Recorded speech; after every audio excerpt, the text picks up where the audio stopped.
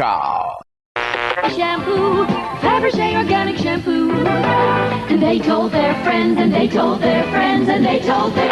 Heathen Bryan Chaffin is here with us. Known heathen, because you know him from this show. And, of course, you know him from the Mac Observer, where he is not... He's not assistant editor. He's not associate editor. He's editor-in-chief. Editor-in-chief. Don't even start with him on any of those other titles, because he'll come at you. Right at you, man. Right at you. I ain't got no truck with that, man. I don't even know what that means. Although yesterday you were talking about trading fiats for money, and I thought, my God, how many? What's he trying to buy? What's he trying to buy that he would use a whole Italian sports car? Is that an Italian sports car? I don't even know. That's how little I know about what we talked about yesterday. But it's been a while since you and I have talked. There have been a few stories to pop up, and I'm kind of curious. Yeah, I think so too. There have been a few stories to pop up, and so even though I might have covered them hither, tither, and yon, I wanted to get your topics or your thoughts on stuff as well. There are lots of rumors going around right now about how Apple is going to redesign the Mac, how it's going to redesign the Macs. And I mean, certainly there's the Apple Silicon thing. So obviously we're getting new everything. If nothing else has changed, at the very least, we're getting that. But all of a sudden last week or a week before last, as we talk now, there was, oh, golly, I don't know. They're putting all the ports back. They're taking away the touch bar. It's going to have a different design language, all kinds of things people are talking about. And I'm wondering if you were looking at the Mac and say, right, that's got to go. That's got to stay. Let's see if we can bring that thing back. I guess what I'm wondering is there anything in those rumors that you heard that you're like, that is an absolute certainty? Are there other things that you wish were going to happen that nobody has said yet? You're building the Mac for Apple, Bryan Chaffin. Yeah. Where do you start? Well, where I start is more ports than they have. So that's obviously shows that I'm completely out of step with Apple. Do you mean more ports or different ports? Probably more and different. Okay. More. What are you looking for? More. I want more ports, man. I don't want to need a hub. Give me more ports. Just stick them right there. Stick them right there on my iMac. All right, hold on a second, because there are already 4 USB-C ports on the Mac. You need more than that? And a headphone. You got 3. I've got 3. How do you have 3? What do you have? Got an iMac. Got the current iMac. What's it have?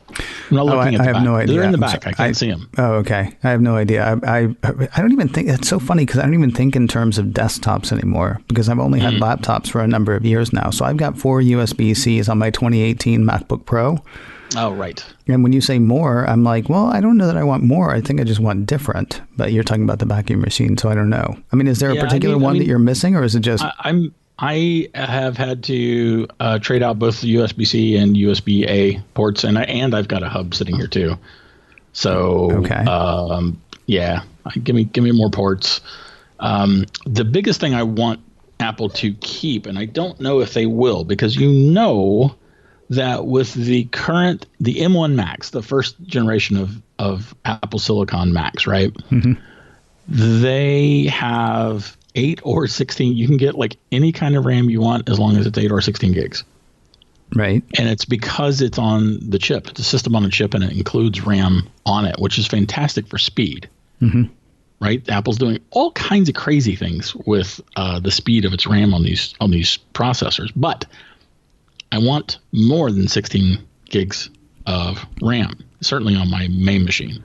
Why? Because I need it. I've got 64 on my iMac, and let's see. I'm looking at Safari, which I restarted yesterday. It is using 22 gigs of RAM. Google Chrome is using 7.8. Windows Server is using 3.5 gigs. So I mean, I routinely have issues with RAM with 64 gigs of RAM, so I want more than 16. Thank you very much. What is your iMac running? What do you mean? What version of the operating system? Okay. Why? Well, I mean, because I'm assuming that a lot of the stuff that they're doing with Big Sur and with future versions of the operating system are going to be to optimize for the processor. I mean, that's part of the whole soup to nuts thing that Apple is doing. So I would think that if they're limiting you to 16, I would think that they think that they're actually, it's like we said on the back of the dollar. It's going to be fine. No. I'm not saying it's going to be. I'm saying, is that what Apple is thinking? No, I think that what we're going to see is RAM implemented differently on other machines. The machines that Apple released have traditionally been limited in some fashion on RAM. I think the Mac Mini might have had some more options than the Air. The Air has been limited to 16, and that was actually an increase. So, yay on that. But for iMacs and for Mac Pros, and let's assume that iMac Pro is going to go away. That seems like a pretty safe assumption at this point, seeing as how it is very old and has not been updated. And we have the Mac Pro out. So certainly 16 gigs of RAM is not enough for the pros. I mean, if it's enough for a MacBook Air, if 16 gig, let me put it this way. If 16 gigs of RAM was enough for a Mac Pro, then the MacBook Air would have 2 gigs of RAM. Okay, so you want more RAM. The same limitations. I want more RAM than what we've seen in the first M1 processors, and I don't know how Apple's going to do that. And I'm really interested to see how Apple's going to do that. Now, I do believe that it will end up being fine. I do believe that Apple's going to release something that makes sense. I mean, I don't think it'll be the M1 processor that'll be in the iMac, or certainly in the Mac Pro. Right. And probably not in the 16-inch MacBook Pro.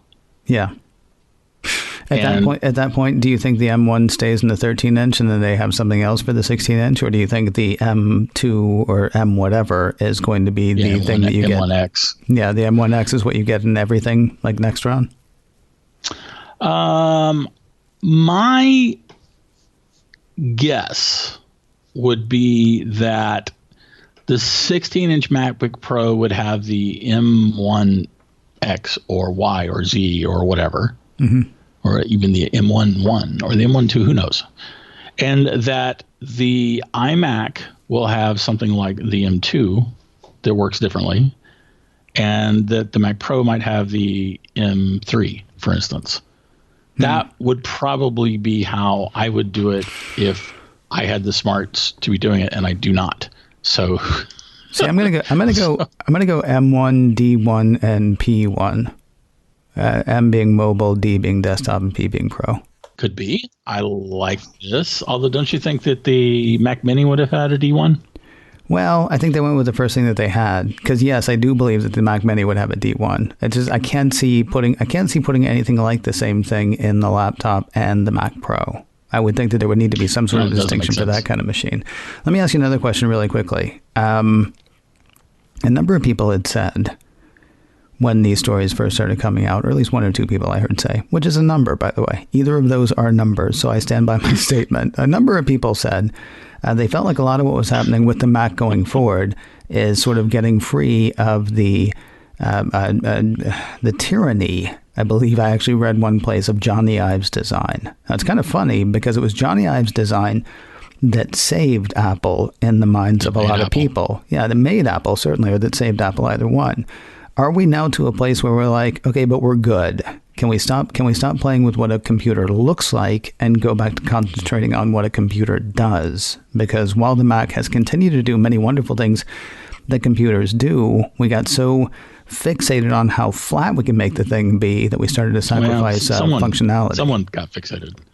I don't think I got fixated. I mean, like, you know, I'm sure I've said that on one of your shows before, but my long-running mantra is that no one was saying, yeah, you know, I'd buy an iPhone if it was only thinner. Right. Like, no one was saying that. Well, yeah, I'd buy a MacBook Pro if only it was thinner. Like, no one was saying that. Give us more battery. The person or people who got fixated on how thin you can make the thing was Johnny Ive. Maybe Steve Jobs before that, but by the time Steve Jobs died, I mean, they were not anywhere near as thin as they got. I mean, it was just like, it was like they were gunning it after that, making it thinner and less useful. Yeah, thinner and less useful is well put. And I would say, you know, there is no doubt that Apple hardware is going to look less good without Johnny Ive in the company. I mean, the man is a design genius. Oh, you're saying it's not going to look as good without him?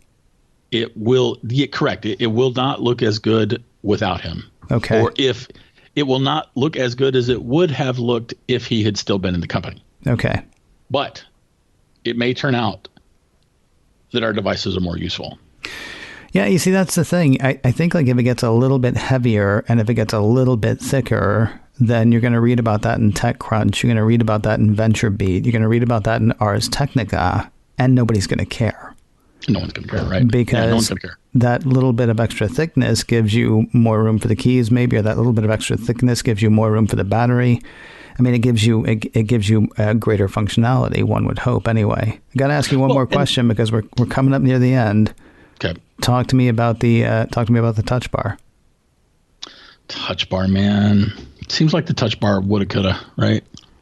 Well, I don't know. It just wasn't. I mean, Peter Cohen said on Twitter the other day, he said that the only people who pay less attention to the touch bar than consumers are developers.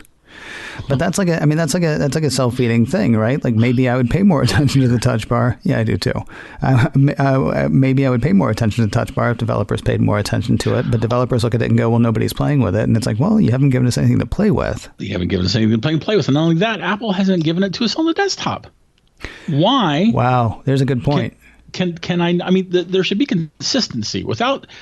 You'll note that on iPad and iPhone and Mac, if you don't have consistency between all the products, stuff gets ignored. Yeah. Like Force Touch. Force Touch should have been really awesome. And no one ever thought about it. And developers, why would a developer implement Force Touch when you can't use it on everything? Right, and the same thing with the touch bar. Like iMac should have a touch bar. The Mac Pro should have a touch bar. At the very least, the iMac Pro with the T2 chip in it should have had the touch bar. And without that consistency, stuff is going to get ignored. So, assuming that you are not a betting man, I'm going to ask you to bet anyway. Your bet is oh, okay. Well, then the next round of Macs, touch bar, no touch bar. Ixnay on the touch bar day. Okay, well, I now I have to go get a dictionary. That's Pig Latin, man. That means no. No, there will be no touch bar. It will not survive the transition to Apple Silicon.